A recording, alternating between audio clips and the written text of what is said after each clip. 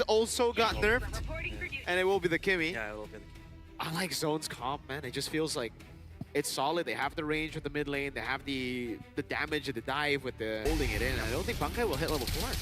Yeah, that's a good freeze to kind of deny that. Oh my god, they're doing a lot of damage. 10 is caught first blood to Junichi, but Bright got the kill on the jungle. Zexora with a puncture away from the taunt, and that really halts Zeta's tempo. Oh, wait. Zexora gonna be risky there. I think 10 got way too close. He was excited to get that Mountain Shocker stun off, but Bankai said, I'm in the bush. You really want to do this against me? I get the Yuzhong with my Petrified? But this kind of breaks the chain and kind of the pattern we talked about, that Zeta's early game will not be the best. That Lapu Lapu was able to bag 2 kills, which means it will be quite fast to contest the objectives. Uh-oh. Right? Close by the Katsu. Wings by Wings will save him. Good save on the Purify, stays patient with it. 10's already walking back up. Zexora, they're gonna build up the stacks. That's a Black Dragon from that should be a free turtle already. Zeta Division. That was their window when they had the lead on Lapu. No. Not gonna be the fun start the Zeta Division wanted, but let's see if they maybe somehow could. They still have it in them to pull off a surprise pick, but it's gonna be a little bit harder now because Zone seems to be just committing a lot of rotations together as a team. The Kalea and the Lancelot actually doing a lot of work to make sure that Kenny gets farmed fast. Hand cam by Real Me, as I believe is Zexora's hand cam. Ooh. Very quick. On the Lancelot. Yeah. Get those blades going. But yeah, so far, Team Zone is able to stabilize that lead that Zeta Division was able to get. But that was only to Junichi. So again, it's Junichi always becoming the anchor for Zeta Division. It was in the previous game, it was with the Yuzhong, and now with the Lapu Lapu. But let's see, how far can he go with the Lapu Lapu? With the Yuzhong, it's very easy to rotate. It's very easy to be close to proximity with your teammate. But as a Lapu Lapu, you kind of have to stand your ground by yourself. And so it looks like Zeta Division, they kind of want to take down TC, but it's not the best. Okay, it's going a little bit better here for Zeta Division. The comparison of the items. Any interesting things that y'all want to point out? Yeah, CC and Lapu still going for War Axe first. Yeah, I thought the Fury Hammer will be built up first by K and then into the War Axe, and same goes for Junichi here. But it's still just going to be the War Axe rush. I don't know if we're going to see different itemizations later. But Kenny will still be on the Glowing Wand duty. So is Katsu. They're still going to stick with the Glowing Wand. All right. Wait, I have a question though. Is this just them saying, yeah, it's still okay, or is it them kind of out of touch with the meta? I think it's because of how the composition looks right now. Like, they just don't have gold on the roamers to build up the dominance quickly. So they still need that early anti-regen from the mid laner, who's getting more gold, so technically faster build-up. Seems like these two teams also put a lot of priority. Oh, right! Wow, that is Purify burnt out. But Kenny has to burn out Flicker. Yeah. And Bright did not commit the Tsunami Slam. That was Katsu burning his Purify as a freakish reaction to it. Yep, turtle take now. Kani will be close by. Trying to zone out the players of Zone. But look at K. So much damage. Black Dragon form in the back. The taunt as well. Tsunami Slam come down as well. Thorn Rose, the Retribution with the Petrify. The backbot Kai was able to peel for the team. And that means Kenny is free to hit them all. Even that's low. And K gets the pick on Katsu. Beautiful front to back from Team Zone. I thought that was going to be the end of them because Bankai was taken down 10. Eyed by Zexora. He's going to go for the bunker. Oh my lord. A little bit of a oohs and ahs from the crowd with 10 being able to get away just in time. And if Zeta Division aren't careful, Kenny is going to have to add an S at the end of his name because he's just going to keep popping heads here with him being able to freely free hit. Freely hit. Yeah. Oh my. Speaking of crowd, we do have quite a bit of a crowd here. Eyeing the wildcard teams, we do have a guy with the Onyx jersey as well, Onyx merch. I think he's looking for Onyx next opponent.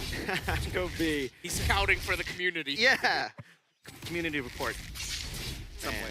And now it's really good stuff, by the way. They don't have a single objective. They haven't been able to trade because they've just gone to fight around these neutral objectives. There needs to be a lot more talking as well from Junichi and Kani. Similar to what we saw from Zone, where Bankai and Bright seem to be alternating in terms of maximizing all of their crowd control. Zeta needs to do the same thing because it seems like Jun and Kani are just going, hey, we both see an opportunity, so we'll both go for it. But that makes Katsu sad, that makes Muiminet sad. Gonna have to move as a unit now. Action pulse. Wings by wings. Yeah, I don't know about using the resources on K here. He has the Vengeance, pops it. That is got 4 ultimates, man. And they get a turret up top? No, it's just a bit of damage. Vexora is gonna push it though. Creates a segue play up top, and Bankai will kind of camp that purple buff. But Oh, they're gonna on get the 7th turret. minute- Oh, that's painful. Yeah, on the 7th minute, that's pretty quick. Yeah, that's not the trade that you'd want after getting a high-profile kill like that. It's you being too greedy to try and get a kill to balance things out, but then Team Zone making even a much better macro play across the map. And that is going to mean every objective on this side of the map is going to be a hard time for Zeta Division every time. Yeah, no control here. Over on Turtle, that's going to be the Tsunami Slam, locking him down. K doing a lot of damage. Again, Zexora with the red trip. Petrified Furious dive! Baiting out the Purify from Weeman. Zexora in the back, again punctures away, while the back line was distracted by him. This is so beautiful from Team Zone. So flexible. They have the front to back with the Kimmy and the CC, and then they have to dive too with the Lancelot and the Yuzong on Bankai. Look at K just hitting 10, almost beating him to a pulp. So far, Team Zone, they have control. So much control. Double buff. That is not going to be good. 10 has been starving and now will continue to starve in this game for buffs and resources. While Team Zone can just keep up the aggression. They're playing the macro really well. Again, we did not get to see the interchange of crowd control from Kani and June. It was just all dive, all go, and that made it easy for Bankai to set things up. Even though there was an initial 2-for-1 lead in favor, actually, of Zeta Division, because of Zexora's easy dive straight to the back, that lead just immediately went away. Exactly. Item build. Bankai still with the Hunter Strike, so not really going for the War Axe. He's gonna need more damage for that. Sky Piercer, though, for Kenny. At least he's gonna farm it, but still on 2 kills. Fraction pulse. Oh my god, they're gonna go, whoa! All right, on to Junichi. Yeah, instant AOG. Minette punishes way too overzealous Bright. So far, Zexora has been functioning as kind of like a split pusher. With the Yeah. Lancelot activating the far lanes, and that kind of makes it a division quite wary of those side lanes. They kind of they have to address a few members up top, down bottom, but so far it's working for Team Zone. Like Yeah. they have prio down bottom and then up top too. It's gonna be a slow push building for them. Yeah, because of the constant split push by Zexora, it's like they can afford those little, wait, what are you doing, place? That we just saw Compensated. an example of. Yeah, they're compensating. For it, Yeah. you know? It's part of the game, right? We've always been saying that. It's just trading. Make sure we're getting a good thing if a bad thing happens. So, but maybe they want to minimize the bad things just a little bit. Sometimes maybe good, sometimes maybe Not floppy. too good, yeah. Not too good. Sometimes good, sometimes, well, shout out to the football fans who knows the Oy, reference. That is a big traction pulse, buddy. If it gets Junichi, your frontliner, that much HP, K has Okay. vengeance. Weeminet's jumping on him, but K doesn't care. Freelord over Junichi. That's an AOG. Oh no! Kenny's just gonna go for the free hits, and Zexora jumps the puncture in the back. Weeminet's low!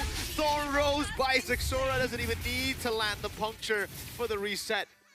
Beautiful reactive flicker from Kenny. Farms down the players of Zeta Division. This Kimmy hurts a lot.